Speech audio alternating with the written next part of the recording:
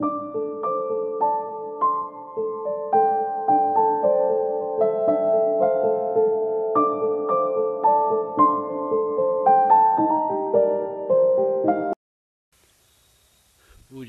संत समाज, सज्जनों और देवियों, किसी के साथ कुछ रहेगा नहीं, सब कुछ सबका छूट जाना है। कर्म साथ चलेगा। अच्छा किए हैं अच्छा परिणाम होगा, बुरा किए हैं बुरा परिणाम होगा। भगवान की माया सबको नचाती है, ये भी बड़ा ढिढोरा है। एक भक्त से कहा मैंने कि भाई आप सत्संग में नहीं आए। कहे क्या करें महाराज, भगवान ने ऐसी माया डाली है कि परेशान हो। तो मैंने कहा भगवान से हटो, नहीं तो और माया डालेंगे। तो हंसने लगे। भगवान को आप शुभ मानते हैं कि अशुभ मानते हैं?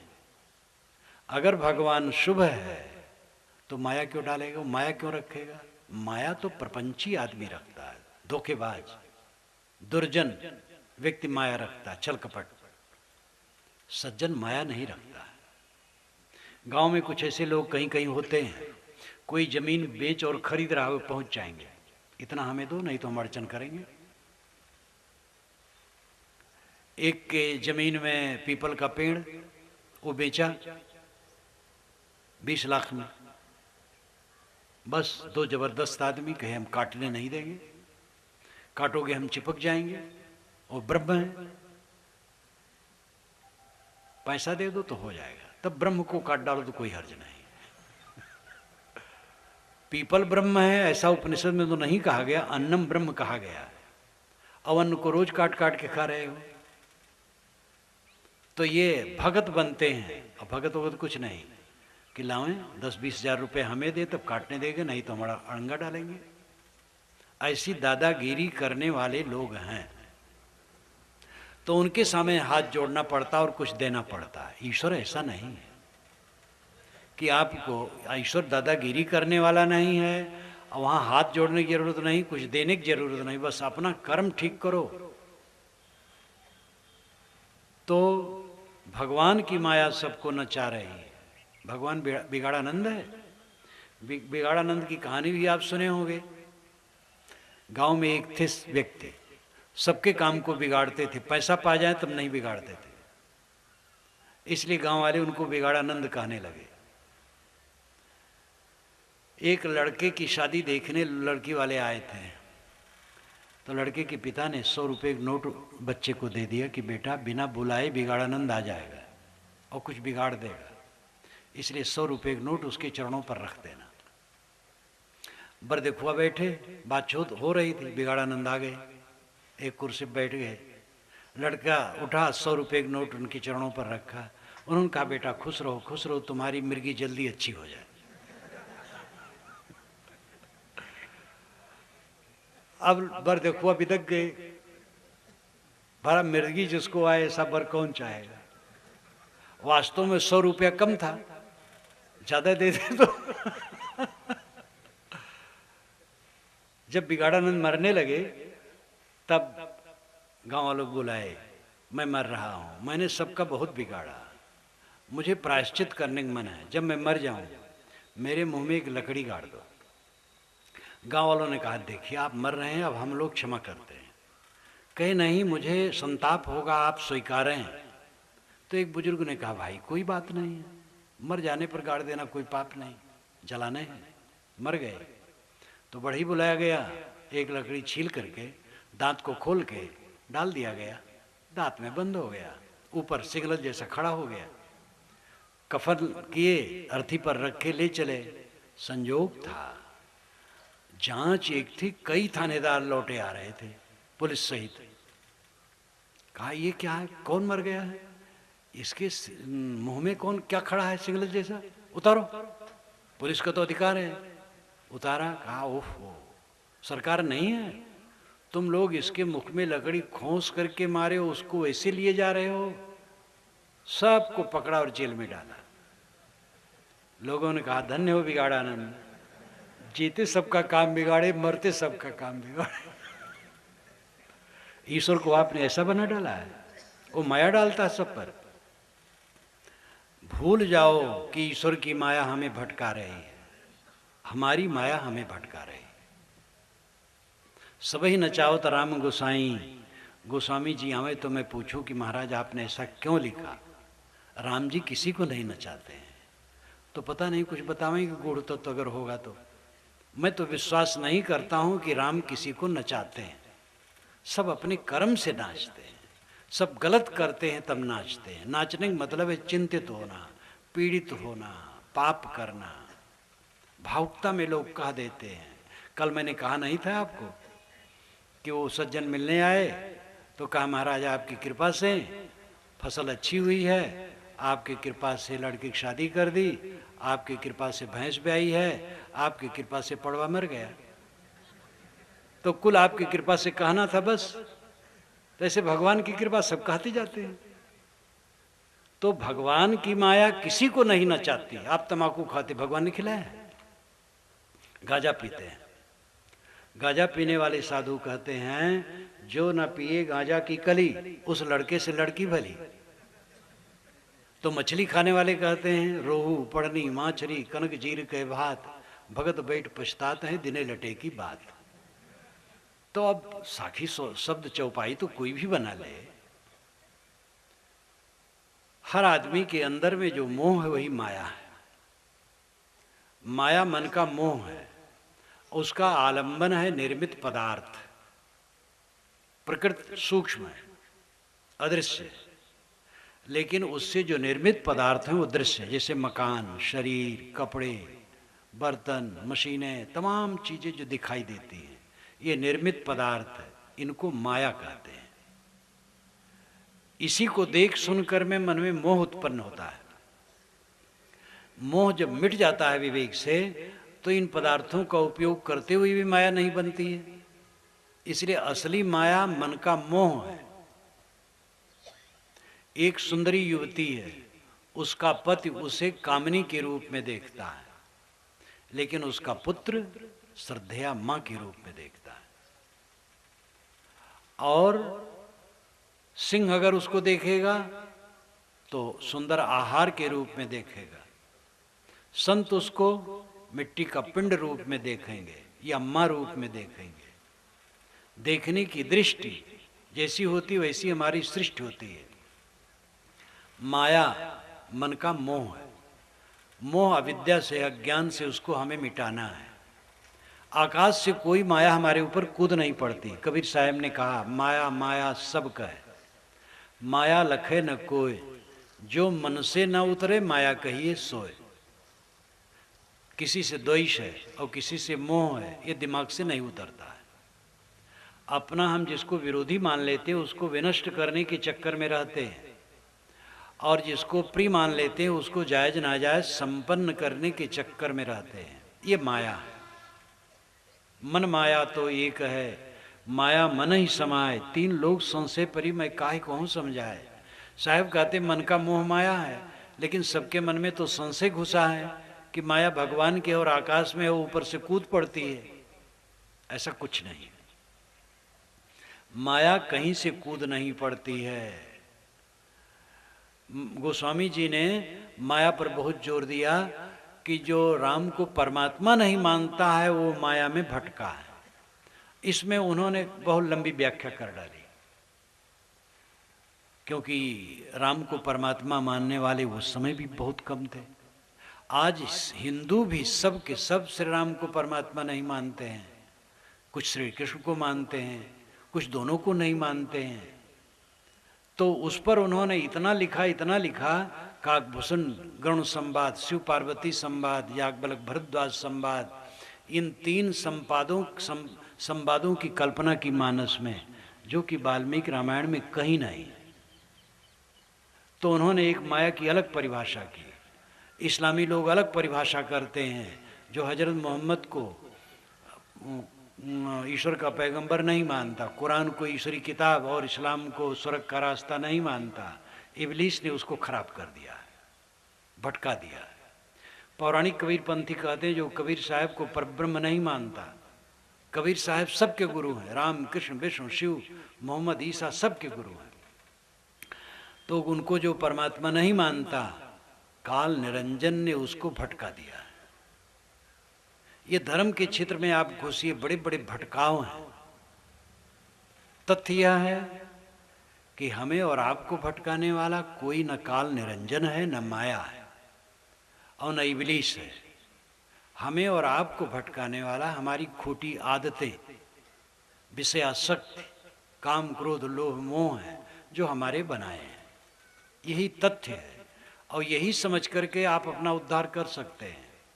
अगर भगवान की माया है तो रगड़ती रहेगी, आप क्या करोगे? पे करते रहो। जब ईश्वर की इच्छा होगी काट देगा माया, नहीं तो फिर डाले रहेगा, काट देगा तब फिर भी डाल देगा उसका मन। जब इतना आप भगवान को बना डालेंगे तो भगवान की इच्छा। इसलिए असली भगवान को समझिए। भग्न कर दिया है वान जिसने, वो है भगवान। बंधन को काट दिया हुआ भगवान। अपने बंधनों को काटो। आप अपने बंधनों के काटने में समर्थ हैं। हमारे अंदर में जो झाल झंखाड़ पैदा हुआ है, कटीली झाड़ी, जिसमें हम नुच नुच करके रात दिन रो रहे हैं, वो हमारी बनाई है और हम उसे काटने में समर्थ हैं। यही तथ्य है। सत्संग करो, सदग्रंथ पढ़ो, अकेले में बैठो, चिंतन मनन करो, ध्यान करो, अपने मन वाणी कर्मों को शोधो, कितनी गलतियां घटी, इस पर ध्यान दो। कर्म सुधरेंगे। ऐसे गाते रहोगे भगवान की माया, भगवान की माया, कभी नहीं मिटेगी। भूल भुलैया बहुत है। भगवान के नाम पर, परमात्मा के नाम पर, महात्मा के नाम पर चमत्कार का आडंबर है। चमत्कार जितने हैं सब छल कपट पूर्ण है। चमत्कार नाम की कोई चीज नहीं है। महात्मा दीवार को चला दिए, आज्ञा दिए, दीवार चल पड़ी, टूटी चौकी चल पड़ी। 4 किलो का भात बना, 10,000 लोग खाए, 1 हंडा भात बच गया। कोढ़ी को छुए महात्मा, कोढ़ी सुवर्णमय हो गया। चमत्कार की जितनी बातें सब निरर्थक। चमत्कार नाम की कोई चीज नहीं, सब कारण कार्य व्यवस्था है, उसके तहत सब होता है। 1000 सिद्ध महात्मा काली चींटी को लाल चींटा नहीं बना सकते। ईश्वर कोई नहीं बना सकता, ऐसा नियम ईश्वर है। इन बातों पर चिंतन मनन पुरा काल में उपनिषदों शास्त्रों में हुआ है। वेद में अनेक ऐसे मंत्र हैं जो धारदार चिंतन पूर्ण हैं। कबीर साहब की बातें तो सब वैज्ञानिक तर्क से पूर्ण। आप उनकी पुस्तक बीजक पढ़िए, एकदम आंखें खोल देती हैं। धर्म के क्षेत्र में सत्य जितना एक बारगी उन्होंने कहा, अद्भुत है। कोई हमारा अपना नहीं है, कोई पराया नहीं। सारे शास्त्र हमारे हैं, सारे महापुरुष हमारे हैं, सारे संप्रदाय हमारे हैं, सारी मानवता हमारी है। सबको आदर देना है और सत्य को सबसे ऊपर रखना है। भारत माता एक 32 वर्ष 30 वर्ष की सुंदरी युवती चित्र में उरेहा जाता है। तिरंगा झंडा दे दिया गया, खड़ी है वंदे मातरम, वो भारत माता है। उसी का चित्र रख करके कोई पूजा करे और कहे कि भारत माता का मैं भक्त हूं, तो भोला है। इसी प्रकार विष्णु शंख चक्र गदा पद्मधारी एक चित्र रख करके कोई पूजे और कहे मैं वैष्णव हूं, तो भोला है। विष्णु तो ये पूरा विश्व समाज है। जो प्रविष्ट हो विष्णु है। विष धात से विष्णु बनता है। घट घट में वही साईं बसत है। घट घट में विष्णु बैठा है। जो पूरे मानव प्राणी समाज को विष्णु समझे वो वैष्णव है। पूरा भारत हमारा देश है। भारत में हिंदू मुसलमान ईसाई यहूदी कोई नाम के हो, सबके प्रति आदर रखना राष्ट्रीयता है और भारतीयता है। और भारत माता का आदर करना है। भारत में रहने वाले कुछ लोगों का आदर करो, कुछ लोगों को मारो, ये भारत का आदर है, ये राष्ट्रीयता है। राष्ट्र में जितने हैं सबका आदर करो। राजनेताओं ने राम और रहीम, मंदिर और मस्जिद, हिंदू और मुसलमान, बैकवर्ड फॉरवर्ड और सवर्ण आवरण उठा करके समाज को बहुत गुमराह किया है। पहले कहा जाता था ये अंग्रेज फूट डालो और राज करो, ये उनका मत है, फूट डालो और राज करो। अंग्रेज तो खदेड़ दिए गए, लेकिन ये काले अंग्रेज, इनको कहाँ खदेड़ोगे? ये हमारे भारतवासी, हमारे भाई हैं। ये काले अंग्रेज फूट डाल करके राज करना चाहते हैं। राम रहीम का नाम लेंगे, मंदिर मस्जिद का नाम लेंगे, मालूम होता है भगवान को सिर छिपाने की जगह नहीं है। ये नेता लोग भगवान के लिए दया करके कुछ बनाना चाहते हैं, जिससे बेचारा वो सिर तो छिपा सके। और जब आप जानते हैं कि अयोध्या में कितनी दुर्गत इन लोगों ने कर डाली, महाराज राम ने अयोध्या इसलिए छोड़ दिया, उसी दिन दशरथ ने कहा था कि आज रुक जाओ। जिस दिन बताया कि तुम्हारा वनवास, उन्होंने तो कहा नहीं, कैकेयी ने कहा। जान पाए तो दशरथ ने कहा एक दिन रुक जाओ। महाराज राम एक दिन नहीं रुके, चल दिए। अयोध्या में अशांति न हो, हमें राज नहीं चाहिए। अब आज नेता अयोध्या में आग लगा करके गद्दी चाहते हैं। ये राम के भक्त हैं, राम के पूरे दुश्मन हैं। जो राम रहीम मंदिर मस्जिद का चक्कर डालकर, हिंदू मुसलमान का चक्कर डालकर, सवर्ण आवरण का चक्कर डालकर, बैकवर्ड फॉरवर्ड का चक्कर डालकर फूट डालते हैं, शोषण करते हैं बुद्धि का, ये देश के लिए हितकर नहीं है। भोलेपन में भले कुछ राजनीतिक लाभ तत्काल मिले, अंत में महाविनाश है। पूरी समग्रता को लेकर के सेवा करना चाहिए। राजनेता को चाहिए भारत में जितने प्राणी हैं सबका आदर करें, मनुष्य मात्र से प्रेम और सबको लेके चलें, ये भारत माता का आदर है। ऐसे विष्णु की उपासना है, प्राणी प्राणी विष्णु भगवान है, सबके प्रति आदर भाव। भारतीय परंपरा तो जीव मात्र के लिए करुणा बताती है। दूसरे लोग तो हैं कि मनुष्य पर करुणा करना चाहिए, बाकी हमारे खाने के लिए बने हैं, ये गलत है। तो मैंने आपसे कहा था कि हमारा जीवन कर्म से खड़ा है। अब आजकल में अचानक देह छूटेगी और कुछ साथ नहीं जाएगा, बटोरने में पूरा जीवन लगता है और छूटने में एक सेकंड का झटका। जहाँ का तहाँ रह जाई हैं, तन पिजरा नहीं है काम, पंछी उड़ जाइए। कर्म का बंडल साथ में चलेगा और वही सुख दुख देगा। इसलिए इस दुनिया में चतुर समझदार वह है जो अपने कर्मों को सुधारता है, चोरी नहीं करता, व्यभिचार नहीं करता, हत्या नहीं करता, अभक्ष भोजन नहीं करता, अंडा मांस मछली गंदी वस्तुएं, हत्या करके चीजें मिलती हैं। अंडा एक गर्भ है, नशा की चीजों का त्याग, किस्म किस्म के नशा बने हैं, सब नुकसानदेह। दूसरे को तकलीफ देने की भावना तक नहीं होना चाहिए। कर्म सुधार जीवन का सुधार है। कर्म सुधरता है जब आदमी अपने मन इंद्रियों पर संयम करता है और दूसरे को सुख सुविधा देने की चेष्टा करता है,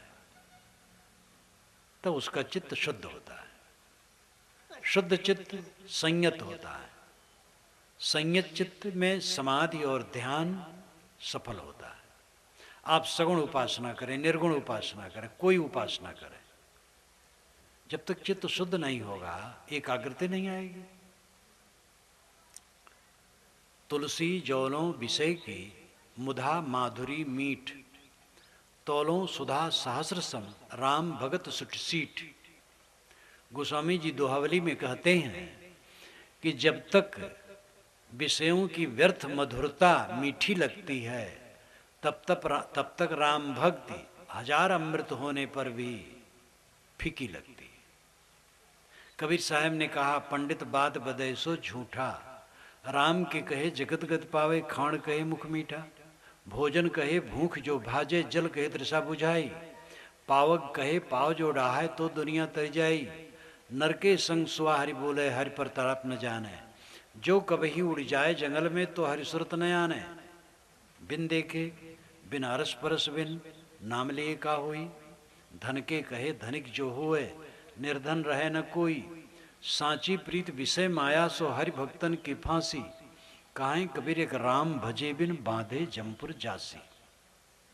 ये बहुत प्रसिद्ध पद बीजक का है। साहब कहते हैं पंडित तुम जो कहते हो राम राम जपने से मुक्ति हो जाएगी, ये झूठ बात है। साहब तो सीधी बात कहते थे। तब तर्क देते हैं कि आग आग कहने से कहीं पैर गर्म होता है, पानी पानी कहने से प्यास बुझती है। कुल कहने की बात कहते हैं कि जो सच्चा प्रेम विषय से रखे हो, ये राम भक्तों की फांसी है। जब विषय से हटे तब तो राम में लगे। तो असली बात तो है विषयाशक्ति का त्याग करना, और उसको त्यागते नहीं, खाली राम राम राम राम राम राम कहते जाते हो। हम लोग अखंड कीर्तन करें पानी पानी का 24 घंटा, पानी की एक बूंद भी नहीं आएगी। तो अखंड कीर्तन से काम बनने वाला नहीं है, वो तो एक टुटका जैसा चल पड़ा है। एक जगह अखंड रामायण रामचरितमानस का पाठ चल रहा था। पंडित रजनीकांत शास्त्री, पंडित रजनीकांत, हाँ, विद्यावारिध पंडित रजनीकांत शास्त्री गली से निकले तो निकल आया पाठ कराने वाला। कहे भाई कैसे पाठ रामचरितमानस का चल रहा है? कहे वो भाई के साथ मुकदमा चल रहा है, तो जरा वही पाठ करवा रहा हूँ कि विजय मुझे हो। तो रजनीकांत पंडित ने लिखा है कि मैंने इतना फटकारा कि वाल्मीकि रामायण रामचरितमानस तो भाईचारे की कहानी है, और तुम भाई पर विजय के लिए मुकदमा में रामचरित का पाठ करवा रहे हो। बहुत फटकारा। तो उसी समय उसको ग्लानि हुई और अपने भाई के चरणों में जाके गिर पड़ा और समाधान हुआ। तो रामायण बताती है भाई के साथ सुंदर बर्ताव करो। आजकल तो कितने अखंड पाठ अखंड कीर्तन चलते हो, एक का दोष नहीं, रामायण का खाली दोष है। चाहे जिसका पाठ करो अखंड, रामायण क्या करे, बीजक का पाठ करो, कबीर वाणी का अखंड पाठ करो, 24 घंटा सबका दिमाग खराब करो। कबीर साहब आए तो डांटेंगे कि तुम क्यों हमारी वाणी का पाठ करते हो। रात में सोने बना है कि सबको सबका दिमाग खराब करना चाहिए। पाठ करना है चुपचाप अपने घर में करो। तो फैशन तो बहुत बढ़ गया है। अब ऐसे ऐसे पाठ चलते हैं, अखंड कीर्तन चलते हैं कि जवान लोग रास्ता घेरते हैं और दुकानदारों को परेशान करते हैं, खूब चंदा करते हैं और चंदा करके शराब पीते हैं और तमाम गुंडागर्दी करते हैं और कहते हैं हम भक्ति कर रहे हैं। ये भक्ति नहीं है। कर्म जब सुधरेंगे नहीं तो भक्ति कहाँ है। इसलिए इस पर जोर देने की आवश्यकता है। उपनिषदों में कहीं भी ये नहीं लिखा है कि कोई काट देगा पाप। कर्म सिद्धांत पर जोर है। यथा संकल्पो भूत तत्कर्तुर्भूत, यद कर्तुर्भूत तत्कर्म कुरुते, यद कर्म कुरुते तद संपद्यते। ये बृहदारण्यक उपनिषद में आता है। जैसे आदमी संकल्प वाला होता है वैसे कर्म करने की इच्छा वाला होता है। जैसे कर्म करने की इच्छा वाला होता है वैसे कर्म करता है। जैसे कर्म करता है वैसे फल पाता है। ये वैज्ञानिक तथ्य है। इस धरती आकाश के बीच में किसी को कोई क्षमा करने वाला नहीं है। कोई भगवान कोई गुरु क्षमा करके कोई का पाप काट नहीं सकता है। इसलिए पाप से बचो, कर्म को सुधारो, अपने मन को संवारो। माताएं भूसी में से चावल निकाल लेती हैं साफ। हर जगह हम शोधने को जानते हैं, मन को शोधने का काम करते हैं। सुबह उठते हैं, टट्टी पेशाब शरीर से निकाल देते हैं, कुल्ला करके मंजन करके स्नान करके शरीर को शुद्ध करते हैं, कपड़े को धोते हैं, बर्तन मांजते धोते हैं, घर द्वार साफ करते हैं, लीपते पोतते हैं, मन को गंदा करते हैं। सुबह उठे काम वासना, क्रोध, द्वेष, ईर्षा, माता पिता के लिए ईर्षा, पुत्र के लिए, पत्नी के लिए, भाई के लिए, पड़ोसी के लिए, और चीजें तो साफ करते हैं, मन को गंदा करते हैं। और चीजें भी साफ होनी चाहिए लेकिन मन बहुत साफ होना चाहिए। असली काम है मन को साफ करना। और इसके लिए सुबह शाम अकेले में बैठो, जैसा आप समझते हो कुछ करो।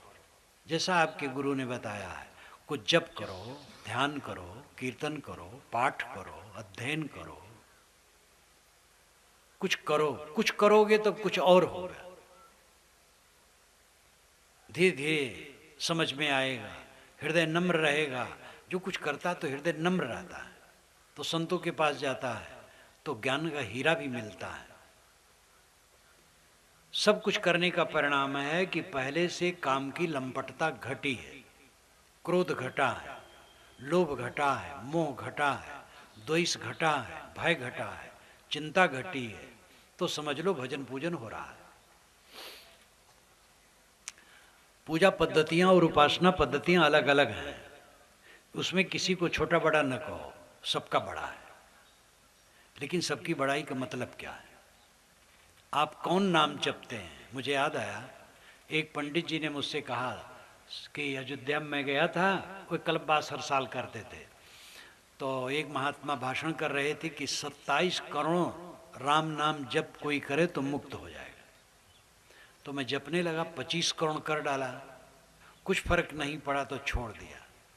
तो मैंने कहा 2 ही करोड़ बचा था, उसको भी कर लेते, कौन जाने मुक्ते हो जाते। कहे 25 करोड़ में कुछ फर्क नहीं पड़ा। अब फर्क पड़ने वाला काम तो करते नहीं है, वो यंत्र की तरह जप रहे हैं केवल। फर्क तो जब आत्मशोधन किया जाए, देखा जाए अपने को कितना घटा विकार। अमुक मंत्र, अमुक नाम, अमुक परंपरा बड़ी नहीं है, सब अच्छे हैं। वेद मंत्र जैसे आदरणीय हैं, कुरान बाइबिल के मंत्र आदरणीय हैं, रामायण गीता के, कबीर वाणी के, नानक वाणी के, सभी के मंत्र आदरणीय हैं, सभी के नाम आदरणीय हैं। और जहाँ जो मानता है वही कुछ जपेगा, कुछ लाभ होगा, मन में थोड़ी सात्विकता आएगी। एक मुसलमान है, चल रहा है, उसके मन में खुराफात आ रही है, नमाज पढ़ने का समय आ गया, चद्दर बिछा के नमाज पढ़ने लगा, तो उसके मन में थोड़ी सफाई आई, तो खुराफात घटी। तो कोई भी पूजा पद्धति है, उपासना पद्धति है, छोटा बड़ा कुछ नहीं है। जरूरी है ये देखना कि हमारा मन कैसा है। अगर इन पूजा पद्धतियों से हमारे मन में सफाई होती जा रही तो सफलता है। कुल मिलाकर के कर्म का सुधार जीवन का फल है। कर्म शुद्ध हो गया, चित्त में शांति है, तृप्ति है, आनंद है, शरीर तो अचानक छूटेगा। और जीव जैसे कर्म करेगा आगे उसको फल मिलना पक्का है। ये अनुमान कल्पना नहीं है, धोखा नहीं है, ये पाखंड नहीं है, ये इसलिए भी नहीं है कि भाई आप लोग डरो और बुरा न करो। ये तथ्य है, आप पहले थे तब हैं, अब आज हैं तो आगे कहाँ चले जाएंगे? शरीर बिखर जाएगा, शरीर के कण भी नहीं मिटेंगे और आत्मा भी नहीं मिटेगा। वस्तुओं का संयोग वियोग केवल होता है, मिटता कुछ नहीं। ये तो वैज्ञानिक तथ्य है कि एक कण न नया बनेगा और न मिटेगा, जो है सो है। संयोग और विभाग केवल होता है। हम आज हैं, पहले थे, आगे भी रहेंगे। आत्मा नित्य है और कर्म उसके साथ चलता है और कोई चलता नहीं। ये गूढ़ तत्व नहीं है, सरल तत्व है। फिर क्यों व्यामोहित है? अविद्या, अज्ञान, दुनिया की वस्तुओं में चिपके हैं। मालूम होता है यहीं सदा रहना है। कैसा कैसा पाप, राजकाज के लिए नहीं, मानथी के लिए पाप, गुरुवाई के लिए पाप, अगले महंत को जहर दे करके महंत बनने की चेष्टा करने वाले लोग हैं। जगत गुरु पद के लिए मुकदमे चलते हैं। जब जज कहेगा तब ये जगत गुरु होंगे। और पुराने ऋषि कोई जगत गुरु अपने कहाँ है? चाहे कणाद हो, कपिल हो, जैमिन हो, बादरायण हो, वशिष्ठ हो, वाल्मीकि हो, विश्वामित्र हो, श्वेतकेतु हो, उद्दालक हो, कोई ऋषि, संत महात्मा, कबीर साहब, नानक साहब, गोस्वामी जी, कोई अपने को जगत गुरु कहे? आज जगत गुरु का फैशन ऐसा चल पड़ा है, ऐसे ऐसे महामंडलेश्वर हैं जिनकी आसनी बिछाने वाला एक साथ में शिष्य नहीं है, लेकिन महामंडलेश्वर बन के बैठ गए।